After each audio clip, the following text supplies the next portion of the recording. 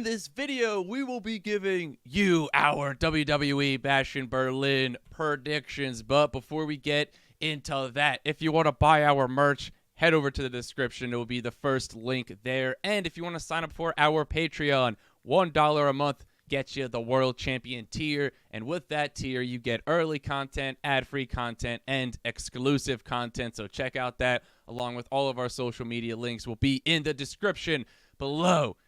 And we will be getting into Bash in Berlin predictions. Dillon, why don't you talk me through your excitement level for this PL to the E? I'm very excited, Mark. I think storyline-wise, obviously the build could be better, but there's not much you can do when you have 3 weeks between premium live events. And I think they've done a pretty decent job at building the stories with the short amount of time they did have. Obviously, the Randy and Gunther one is one that was already kind of established, and then and the KO and Cody one has gotten a little interesting over the last couple weeks. Like, KO picked up the title and looked at it for a little while before giving it back to Cody. Made sure Cody knows that, you know what I mean. If you're giving the prize fighter a chance, he's gonna fight. You know what I mean? So Cody, that's something that Cody's got to remember when going into this match with KO. But overall, yeah, I am pretty excited for the premium live event, and more than anything, I think you can agree with me. I'm very excited to see Gunther back in the place where he kind of made his name in WXW, and so I think it's going to be really cool for that moment for him. Yeah, I fully agree. I mean, I'm pretty pumped for this. Obviously, the international shows always go absolutely off, so I gotta think Gunther and Randy I have a lot of high expectations are for gonna this. put up a slobber knocker, as one would say. I think that match, which we'll get into more detail in a little later, but I think that match is going to be way better, and I think it's going to be a little bit different than people think. But again, I'm super excited. I don't think this is going to disappoint at all, especially with the matches that we have on here. We have a really good stipulation that was recently added as well. But let's start off with the women's tag team championship match. You have Alba Fire and Isla Dawn taking on Bianca Belair and Jade Cargill. This one is interesting. Mm-hmm. I wasn't sure if they were going to do this or the 6-woman tag match, but obviously we got the 6-woman tag match on SmackDown a week or two ago, and so Jade and Bianca are getting their rematch finally after weeks of trying to get Alba and Isla to give them it, and they're finally getting it. And it's so when they lost the titles, when Bianca and Jade lost the titles, I thought that the next time that they are going to challenge for the titles, that I thought that Jade was probably going to turn on Bianca. That was kind of my initial instinct. But I don't know how much I feel that that's going to happen now. Do you think that could happen in this match? I definitely could. 100%. Definitely could. I lean toward no. I lean toward the Unholy Union going over and keeping their belts, and kind of then potentially Jade and Bianca kind of just going on their way as singles competitors now moving forward, because part of me thinks that creative views them both as like very big baby faces, and but with that being said, I mean, we've seen Jade do great heel work. She can, so I mean, and she kind of works better as a heel in my opinion. So I think it's definitely not a bad call. I don't necessarily think it's likely, but it's not a bad call. But I do think they lose, and then I do think that this is probably kind of the end, for now at least, of the Bianca and Jade tag team. Just because I think if you're asking, like, I need Bianca back in the singles division, man. Like, um, it's lacking. It's lagging without her, man. Like, uh, I want all three of them in the singles division. You know what I mean? I want Naomi in the singles division again too. Like, I like this idea of them three, of the big three they're calling themselves, and like they come together. And I think they can keep that sort of alliance thing if they want to, and they want to keep them all baby faces. Keep it as sort of a thing where they can always, go back to each other and have each other's backs. But I think it's time to get them all back in singles competition. So I got Unholy Union keeping it. Yeah, I fully agree. The SmackDown women's division kind of feels like it's lacking that star power. And they have three especially huge like now like and they got Bianca, Jade, and Naomi that are just three huge single star. Like, all three of them could be huge single stars for them. So I think that maybe they're kind of realizing that now. Yeah, I agree. I'm going to take the Unholy Union because I think there's a lot of other women's tag teams, especially on Monday Night Raw now, that we're kind of seeing form with like different factions. Exactly. So I don't think yeah, it's needed. I think that I don't think we need the team of Jade and Bianca anymore. You know what I mean? Yeah, I fully agree. So I I'm feel also like going they've to take Unholy established some Union. other women's tag teams pretty well that they can go back to the singles. Yeah. And now you don't have to keep. Like, I feel like they only did it just to have a couple of their big stars in there to like try to gain some credibility to it. Whether it worked or didn't, probably did, because I just feel like they're more relevant now than they were. I honestly think the Unholy Union, this current run, have been doing amazing. I think they've probably been, arguably, this might be the best like women's tag team championship run we've had, as far as just like making them feel like they're worth something. In my opinion, I feel like Alba Fire and Isla Dawn are doing a really good job. So yeah, I fully agree. And it's like when you have such huge stars like Jade and Bianca like pursuing the tag titles, they're saying we want our tag titles back. Like, it helps add to the prestige of the women's tag titles. So I think there's going to be a lot of great things moving forward for the women's tag titles. There's a lot of great women's tag teams that deserve to go after those titles and get television time. So hopefully those will continue to be a pretty big staple of WWE television moving forward. So let's move on to the other tag team match, because this is one that Dillon hit right on the head. It's the Terror Twins taking on Daddy Dominic and Liv Morgan. Dillon, talk me through your predictions for this match. Yeah, right. So different directions this match could go, right? But I think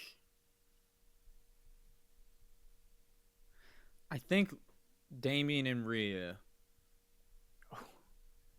No, I changed my mind. I think Dom and Liv are gonna go over.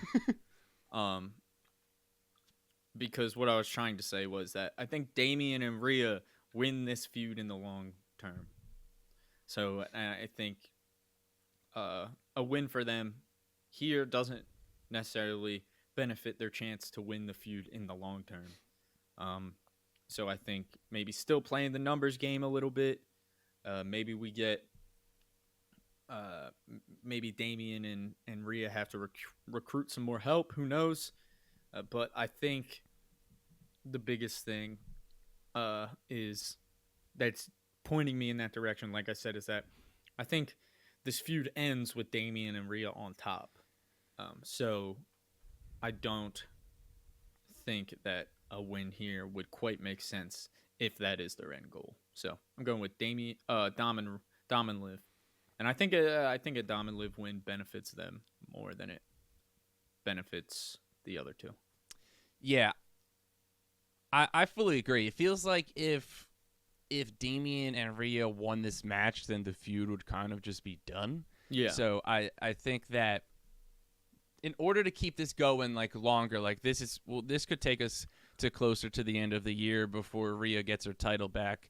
I think that they need to kind of have Dom and Liv keep pulling out this shenanigans and keep kind of getting these dirty wins until it's officially time to kind of potentially move on from this feud and let both teams go in their own separate direction. So I'm fully with you. I'm going to take Liv Morgan and Daddy Dominic to come out on top for this match. I think the numbers are going to come into play here against the Terror Twins, and it's going to kind of help them, or it's going to not help them get the win. It's just going to be a little too much, so they're going to have to think of some different tactics. Maybe this leads to mixed steel cage match down the line. Who knows? I think they could potentially do something with where they need to keep the outside interference on the outside, and what better way than to do it inside of a steel structure. So maybe we get that, maybe we don't. But again, we're both going to take Liv Morgan and Dominic Mysterio to come out on top during this tag team match.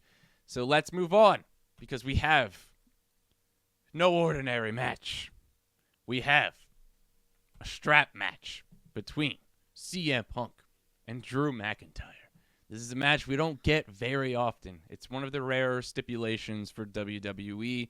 And what better feud to have this than to have it for CM Punk and Drew McIntyre? We talked about it probably a couple of months ago that this feud kind of needed that like big stipulation at some point. We kind of thought it was going to be towards the end.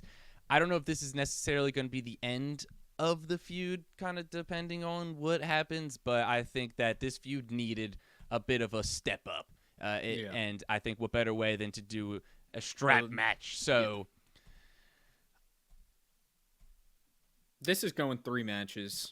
So I mean, that kind of means Punk has to win.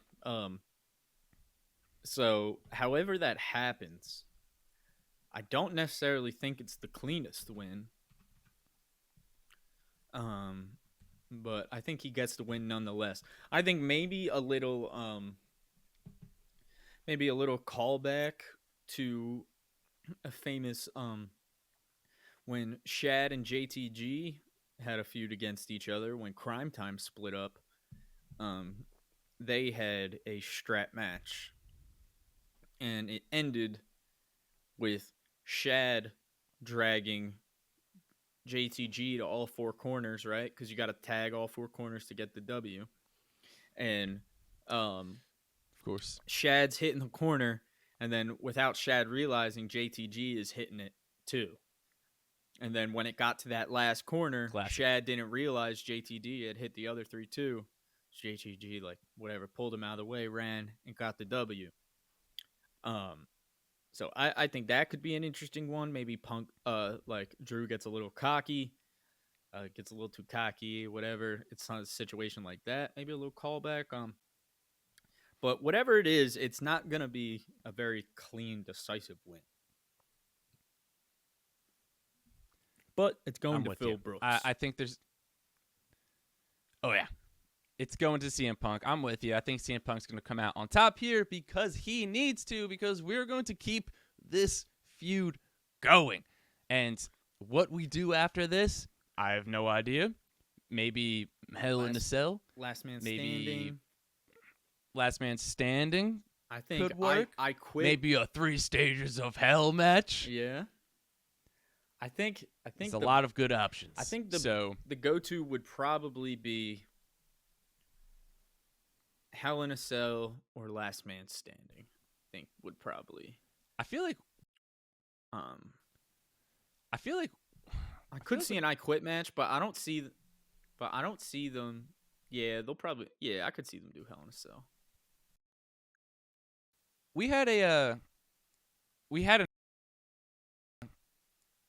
last. Yeah, you're right. Yeah, so probably not an I Quit match. Yeah, but no, I also don't think they would. Yeah, I think Last Man Standing or Hell in a Cell. I think was the last Hell in a Cell match I'm not sure. When was the last Hell in a Cell match? I'm not sure. it wasn't Edge and was it Edge and Finn? Ooh. Probably, yeah. I can't think of one after that because they haven't had the Hell in a Cell pay-per-view Yeah. in a while. I think it was Edge versus Finn. The last pay-per-view for Hell in a Cell was the Cody one. So, yeah. It had to yeah, it must have been that one. Anyway, so yeah, we're both on. going to take Chick Magnet Punk to come out on top here because we both think this feud is going to go to a third match. I would be surprised if Drew wins this because I feel like, I don't know, it feels like they're kind of like once this feud's done, it's going to kind of be interesting to see where they go. It's got to go to Seth. Gets involved with CM Punk. I think that's why I think it's going to be Seth and Punk at Mania, and I think they're playing this off. They're playing this feud. That's why Seth just got hurt. I think maybe we get a Seth and Punk like part 1 and 2 before Mania, and then we get part 3 at Mania or something. Who knows? But to me, that's where it feels like we're leading. Yeah, I mean, because that's what they wanted to do. Yeah. This past WrestleMania. So, give it to me all day, every day. So, let's move on to the American Nightmare. Cody Rhodes is defending his WWE Championship against the prize fighter, Kevin Owens. This one has the build for it over the past couple of weeks has certainly gotten interesting with you have Grayson Waller and Austin Theory kind of pointing out some great facts that you can't trust Kevin Owens in the end. Kevin Owens always turns on his friends. They had a great video package on SmackDown the other week. And we saw some hints of KO sort of potentially thinking about bashing Cody's brains in with the title.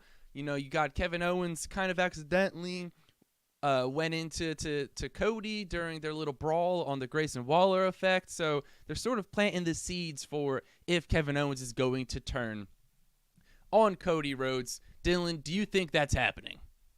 I don't. I think I don't think it's definitely not a proper turn. If anything, maybe there'll be like some sort of shenanigans, not on purpose. But I think if anything,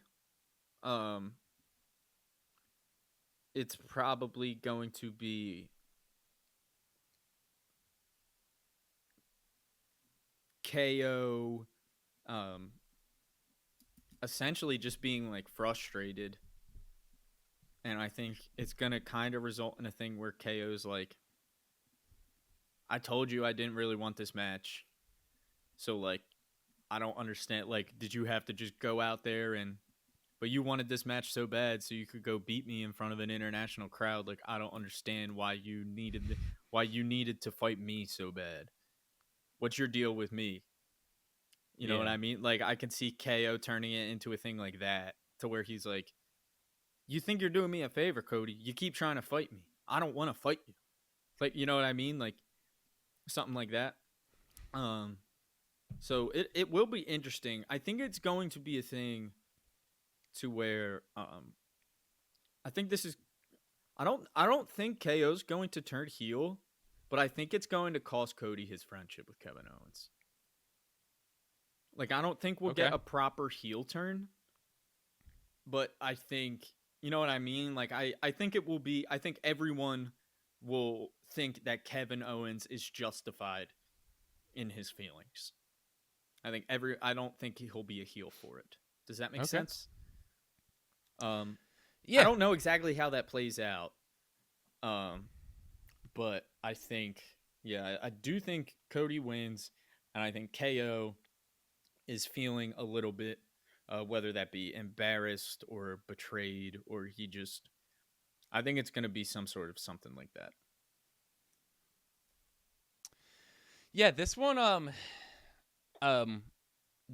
kind of having a difficult time of deciding if KO is going to turn on Cody or not, just because, like, I think that since Cody is kind of feuding with the Bloodline, that kind of leads in favor of KO not turning on him. But I could also see like a situation where KO does turn on him because he keeps coming up short during these championship matches, and he's starting to get frustrated that he can't get the big win in the end. So whether he turns on him or not, I'm going to say no, but I think that we will kind of get that older, ruthless KO towards the end of the match. I think that we will get that pop-up power bomb to the ring apron on the outside. Like, I think he's going to kind of go back to like those moves because he's going to not be able to beat Cody. Then he's going to get frustrated and he's going to have to like think he has to resort to going back to like his heel KO move sets and all of that good stuff. But like, I don't think he's necessarily going to turn on Cody post-match. I'm all here for it because KO is my favorite wrestler ever, and heel KO is the best version of KO, but I don't think that's necessarily going to happen. Obviously, we're both taking Cody Rhodes here to and I will say it was Berlin pretty funny as your WWE champion. It was pretty funny on SmackDown. Like, KO is just so funny. Like, all his one-liners and shit are so funny. Like, did you see his one where he was like, he said, what was it? Well, the one he said, he like, they showed the video package and KO was like, first off, pretty much all those guys had it coming. And then he was like, they did, except Kofi. Yeah, he was like, Kofi, good guy. I'm sorry about that. He was like, but all of those guys had it coming. And he was like, you kidding me? They did not deserve it. And then, also, I don't know if you saw the clip, like, where it was just like the close up of them, like, with Cody's music playing, and like KO like points at them, and he's like, "Look at them! They don't have adrenaline in their soul." No, I didn't see that. He tells Cody that. He's like, "Look at them! They don't have adrenaline in their soul." So that was Dude, funny. he is funny. He's funnier than I think people may want to give him credit for, especially when it's like. It's a lot of great stuff when he's like doesn't necessarily have a mic in his hand, but it's like that. And, yeah, he didn't have a mic talking for that. To someone like you said. Yeah, so like that stuff's always great. But yeah, we're both taking Cody Rhodes. Obviously, he's gonna walk out of there as WWE champion. And then I think we're really going to start to get this like bloodline story involved, maybe with Randy. I'm not sure. It's going to be super interesting to see. Like where Cody goes from here, because I think we will start to build towards the next big feud for Cody Rhodes. And we have so many feuds that we want with SmackDown and a lot of great wrestlers on there that we want to see feud with Cody Rhodes and to get a shot at the WWE Championship. So let's move on to the World Heavyweight Championship match. This clear cut has to be the main event. I have no doubt in my mind that it actually will be the main event, and that is Randy Orton challenging the Ring General Gunther for the World Heavyweight Championship. Dillon, talk us through your thoughts for this match. Yeah, man, this is going to be an absolute slobber knocker. I'm really hoping we have a special entrance for Gunther. First PLE entrance as world champ, in the place where he made his name. It's going to be incredible. It's going to be better than their first match. I legitimately think these gentlemen are going to beat the hell out of each other. Like, truly. I think Randy is someone that can go blow for blow with Gunther, and I don't think there's a lot of guys like that out there.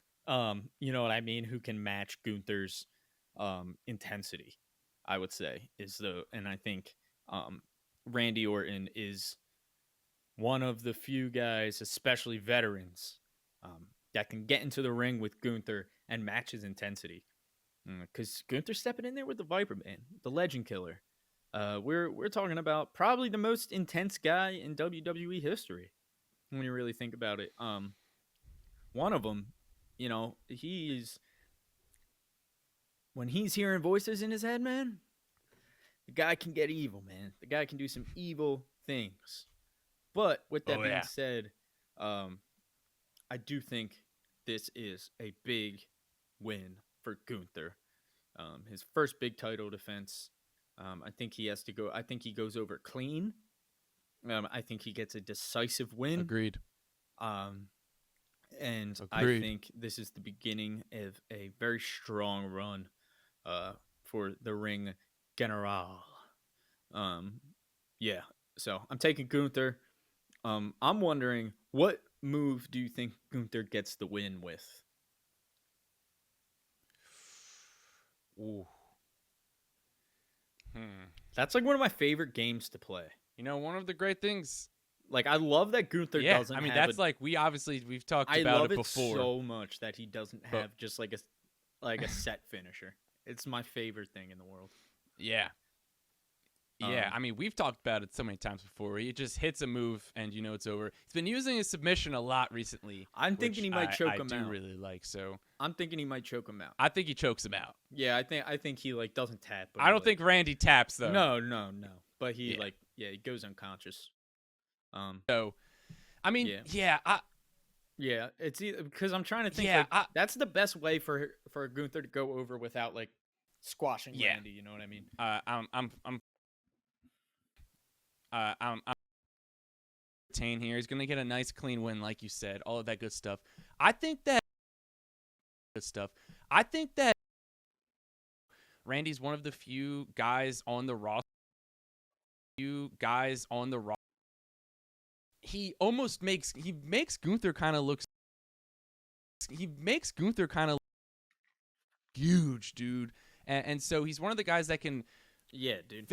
Huge, especially it's the biggest he's ever been too. And I think that this match. It's going to be obviously there's going to be a lot of big meaty shots. Big meaty shot wrestling as well, because I mean, when it comes to big guys that are smooth and technically sound, Randy Orton is probably, if not the most technically sound big guy to ever step foot in a ring. Like, for his size, like all around, if we're really being honest, like Randy Orton makes everything look so crazily smooth and easy, and he doesn't even look like he's trying. I'm not the only one to say, like, wrestlers who've gone in the ring with Randy Orton tell you, up until this day that, he's one of, if not the most technically sound, just smoothest, most naturally gifted wrestlers that they've ever been in the ring with. And I think Gunther, especially now with the incredible shape that he's gotten into, when you talk about a technically sound big guy in that ring, Gunther knows what he's doing, man. And this is going to be a great match, Mark. And I think we're both taking Gunther. Yeah. I think we're both taking Gunther by submission, by chokeout, right? He's gonna choke him out. Yeah, he 100%. I feel pretty good about the chokeout victory without Randy tapping out. And we had the same predictions for all of the matches here, which is not surprising because that's kind of usually how the PLEs go when they're like 3 weeks after one of them. And then I think a lot of the times that these are sort of the most predictable PLEs, which is nothing against them, like quality-wise. Like, they obviously are always insane, but you can kind of just like tell, especially now when we're kind of after this, we're kind of starting to build to one of the big 4 shows in Survivor Series, and then you have so much other stuff. So I don't think anything too crazy is going to happen, but there are some things that could happen. Is Jade going to turn on Bianca? Is Kevin Owens going to turn on Cody Rhodes? All of that good stuff. So you guys let us know your predictions in the comments down below. With that being said, I'm Marcus O. He's Dylan O'Brien, and we will see you in the next video.